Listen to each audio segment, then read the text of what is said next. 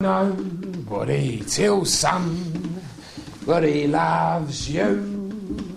Tiles is a journey into the seedy underworld of high-stakes gangster Scrabble, and the idea came about from watching the scene in Lock, Stock and Two Smoking Barrels where they play poker in a boxing ring.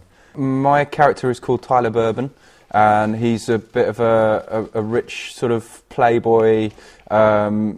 He's sort of rich off his daddy's money, really, and he's a bit of a hustler, and but he's into his gadgets as well. My character is a mathematical genius who knows every probability, mathematically, lexically, everything. He's just every single word in the English language is absorbed into his brain, embedded there, and he can work out any calculation like that in a blink of an eye. Easy with that salt! Just a pinch. Sorry, Harry.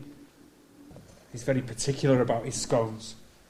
So there we were, mixing mush in a bowl when... A number of different sort of elements that we're bringing together, using spoken word and poetry in a dramatic way to sort of tell a story, and also the sort of the cinematic references and that sort of a pastiche of kind of popular culture that I think makes it quite appealing.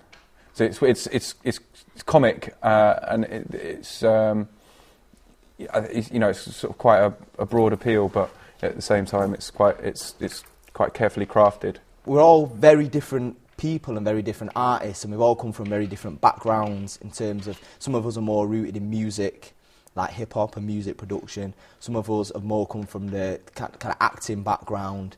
Some of us are more movement-based than others.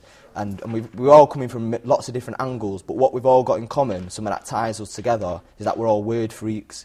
So all of us interested in wordplay, in the craft of poetry, and the craft of writing and storytelling, and how we can do that in the most interesting and lyrical way. Your tables in your heyday compared with his now are like a nursery play day. Says his games are more than unmissable, and if yours were the stuff of legends, then his are purely mythical in the mental and the physical. And based on this information, I'd say Mr. Rack's getting above his station. I should waste him. We've tried to keep that tension, I guess, of watching poker, but obviously transferring it to Scrabble, to sort of a word game that everyone sort of knows quite well as a family game.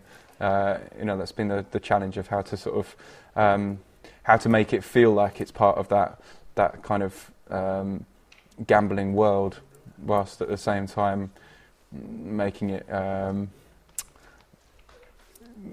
sort of appeal to, you know, people who know the game. Do you ever miss the old games?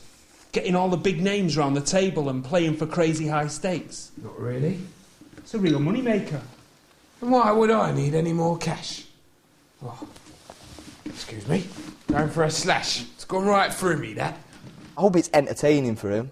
I hope they get some out of it. There's so many different layers in the show that I think people get different things from it. You know, some people more latch on to the multimedia aspects, which has been a really integral part of putting it together. Some people latch on to the movement and the choreography. You know, hopefully people will appreciate the different forms of poetry, different rhyme schemes that we've used all the way through it as well. You know what I mean? All the different characters and the different kind of backstories of them. We've really layered it up as much as we can, so hopefully everyone will be able to take something different from it. I'll put up $1 million, and the pricing is $250. You'll be in charge of the purse strings, and ensure there is decorum. Maybe this will alleviate my boredom.